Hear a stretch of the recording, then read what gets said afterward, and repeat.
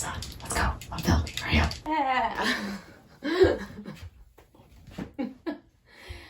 Hello dreamers! Welcome back to A Dream in Japan. If you're new here, hello, hajimemashite. My name is Adria. This is my husband, who I refer to as Colonel Munch. Yes. And today, it's Pride Month! Yay! So we're trying to be good allies, and I thought before the end of the month, it was really important to make a video about LGBTQ plus communities and allies, and Colonel Munch agreed to help me because I want to teach you some vocabulary related to LGBT. If you're lost and you have no idea what I'm talking about, Pride Month is the month where we celebrate LGBTQ plus communities and allies around the world. Hey, A Dreamer Editing here. I just wanted to quickly say that I'm not trying to be politically incorrect by dropping the Q in the LGBTQ plus throughout this video. I just did it as a lexical choice because Japan doesn't use the Q or the plus, and my Japanese husband doesn't really understand what they mean. So I just did it as a way to make things a little bit easier for him and my Japanese viewers. Thanks for understanding. Keep enjoying the video. First, a quick history. A long time ago, before Japan imported or loaned words like gay, lesbian, transgender, and bi, can you say those in Japanese? Gay, lesbian, transgender, bi. It's exactly the same. The term people used to use for gay, but typically male gay or cross-dressers, was okama. Okama. But now that term is pretty derogatory and people don't use that word anymore. Now the more accepted Japanese term that's not loaned from English is dosei aisha. Dosei. This literally means same-sex love. I would translate it as homosexual. Can you use dosei aisha in a sentence? Not rare. That's rare. When do you use dosei aisha? Prose, textbook, newspaper. So you never call a person or a group dosei aisha? Just gay or lesbian. So it's pretty much the same as the term homosexual because we don't really use the word homosexual anymore because it has a bad connotation. However, dosei aisha doesn't have a bad connotation or a bad feeling. It's just not used in spoken language. So it's more of a clinical term. But unlike okama in the past, dosei aisha does refer to both girls and boys. So it's a good term to use. Let's talk about acceptance. Do you think gay people are widely accepted in Japan?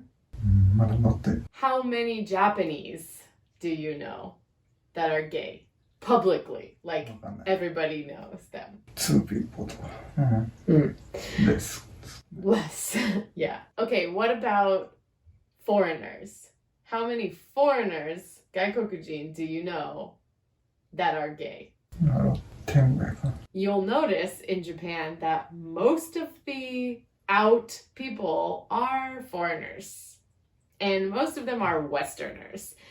Now, there are a few people that we've met from Asian countries, but it's pretty rare, and the majority of them are foreigners. From my experience, from his experience, I'm not an expert here, but after 5 years, I've only met one Japanese man that was gay publicly to his friends.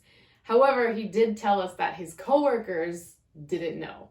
Everyone else I met publicly was a foreigner. I don't have a lot of Japanese friends, so he has a lot more Japanese friends and coworkers. I don't hang out in gay bars. You? You know. Some of our best friends were publicly gay, but they were foreigners, and even they didn't know that many Japanese gay people. It was pretty rare. However, I did teach at a high school for 4 years, and in my whole 4 years, I didn't know of any student that was publicly out. I think schools in Tokyo and Osaka would be a little more accepting. I'm sure there are a few more students who are out publicly. I taught in the countryside, which is pretty behind the times. Girls in high school can't even wear makeup, let alone pants. Like, being out in the countryside is really hard. However, I had one student tell me in confidence in writing, because they wrote a monthly journal, that he thought he was gay and that he didn't want to tell anyone because he wasn't 100% sure. But he'd heard me talk about LGBT in class, and he wanted to just tell me because he said in his writing, a lot of Americans are gay, so I think it's okay to tell you, but there aren't a lot of gay in Japanese. I was very happy that he told me. I hope he does come out one day if he decides that he is, but it was sort of sad to have to sort of keep it a secret and not talk to him. I wrote him a note back and told him he's welcome to talk to me and I would keep it a secret. And however, at one of the junior high schools in the city next to me, we heard a really amazing story. There was a boy who in 5th and 6th grade of elementary school had started to wear boys' clothing, originally a girl. But in elementary school, it doesn't matter because it's free dress. You can wear any clothes. But then he was going to enter junior high school, and junior high school in Japan has uniforms, which is typically pants or skirts, and there's no option. However, his parents advocated for him and they met with everybody, the principals, vice principals, teachers, the PTA. The boy said, I want to go by a different name and I want to wear the pants uniform at the school. I know it took some time and they started before the school year, like long before, I think like 2 or 3 months before the school year, but they allowed him to dress as a boy, go by a boy's name, and I'm gonna say he's probably the first transgender student in our whole countryside community. It was super amazing. I couldn't believe how open they were. So that's our next vocabulary word is open. Can you say it in Japanese? Open? So I thought that open meant open relationship, but it doesn't. What does it mean? Just open mind. Yeah, open-minded. So in Japanese, the term open typically refers to young people or older people who are okay with LGBTQ stuff. Open-minded people are definitely rare in Japan, but I was so happy that that school proved that they do exist in the older generation. Of course, Japan is progressing towards acceptance of LGBT people. They don't understand the Q yet. But like the West, young people are much more open than the 40-plus generation is in Japan. But the 40-plus generation in America is already open-minded. It's a lot easier for their children to come out or have a coming out. And that's our next vocabulary word, coming out. Also loaned from English, and it means exactly the same thing as it does in English. It's a pretty widespread term. Everybody understands coming out. Yes. So in the media and on TV, people use coming out. Yes. Yeah. So the only way that Japanese people learn English loan words is if the media starts to use the words. So I'm happy that the media is using these terms because it means at least people are talking about gay stuff, anything. That's already a step in the right direction and it's really good. However, I don't think that Japanese people would get any of the closet references. Colonel Munch, what does it mean to be in the closet? Roots. See? They only adopted the coming out part, which is okay because that eliminates a derogatory term. So good job, Japan. So that being said, there are a lot of English terms which now have Japanese equivalents. For example, sexual fluidity and asexual. But nobody understands them because the media hasn't picked them up or explained them, so nobody knows. Okay, last section is let's ask my Japanese husband his opinion. Are you excited? Oh, nice.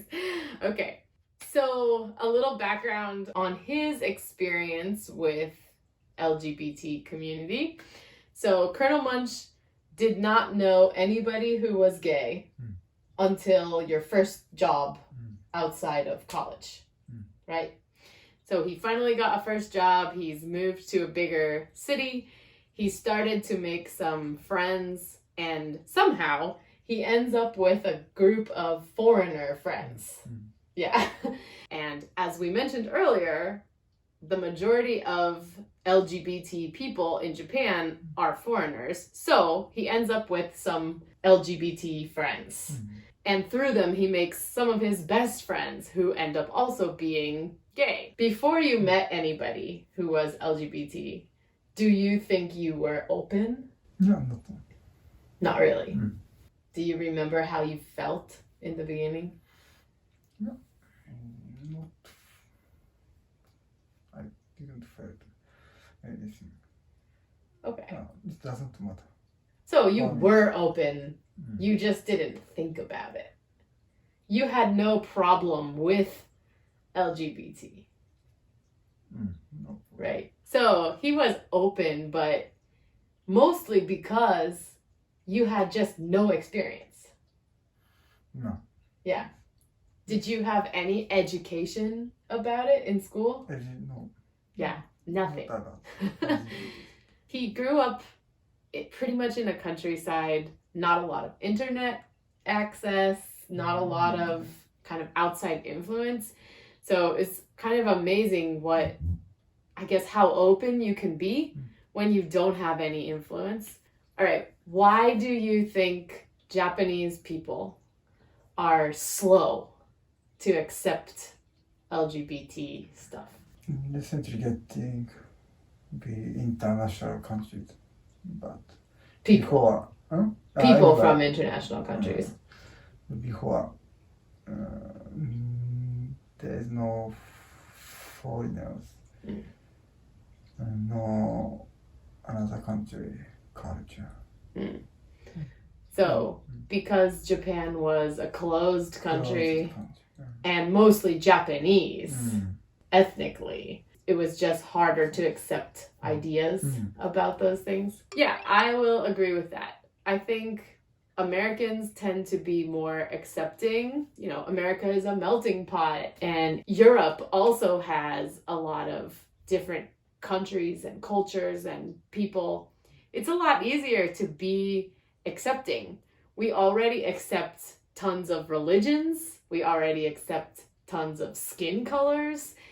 Japan is just at the beginning of accepting skin color, and still having trouble with that. I'm not saying that it's homophobia, it's just lack of understanding. So they don't know anything about it, and it's new, and they're still trying to figure it out as they go. It's not great, but it's getting better because foreigners are starting LGBT communities, and it is getting more accepted amongst young people. Do you think a lot of Japanese people who are LGBT move to other countries so that they can be more accepted? Yep. I think so too. I think a lot of Japanese people who are gay find the gay community made by the foreigners here. I think they kind of get exposed to English and the ideas, and I think a lot of them leave. So I don't know how many people stay in Japan. Obviously, there are still LGBT people in Japan, but it's not the most hospitable environment. Can gay people get married in Japan? No. Okay, last question. Do you think we will see same-sex marriage in the next 10 years? Yeah. Yeah? Mm. I think so too. And I hope it's the government recognizes and then they change the law and then it's all of Japan. Unlike the States, the laws are all made in one place. So the whole country will change, hopefully overnight, if that ever happens. That's my hopeful thinking. On that hopeful note, I hope you all enjoyed the video and I hope you learned some new vocabulary. So let's do a little review of all of the words that we learned. Colonel, what's the old word for male people that were gay in Japan? Kama. And what's the current term for same-sex love? 同性愛者 How do you say gay, ゲイ bi, バイ lesbian, レズビアン trans? トランスジェンダー How do you say an open-minded person? オープン How do you say coming out? カミングアウト So as you can see, if you know English, you can pretty much talk about LGBT stuff in Japan. So don't use any derogatory terms, not going to teach you those. So have an interesting discussion. If you can get their real opinions about LGBT issues in Japan, it's a very interesting conversation to have with Japanese people. Okay, so if you learned something interesting about the culture or the language, please consider subscribing to our channel and follow our adventures. If you enjoyed the video, please give it a thumbs up, and we'll see you next time. Keep dreaming, dreamers! Happy Pride! Yay! So if you're coming out, okay, what does that mean? カミングアウト Yeah, but like, Imi. just probably Yeah, telling people you're gay, right? So, coming out no 前に Yeah, so it's like when you're secret gay, right? So in English, we say you're in the closet, right? So meaning like you're hiding in a small space. だから you're opening the door and coming out. So we use a lot of like reference to closet. You can say like he's closeted. He's in the closet, meaning まだ coming out.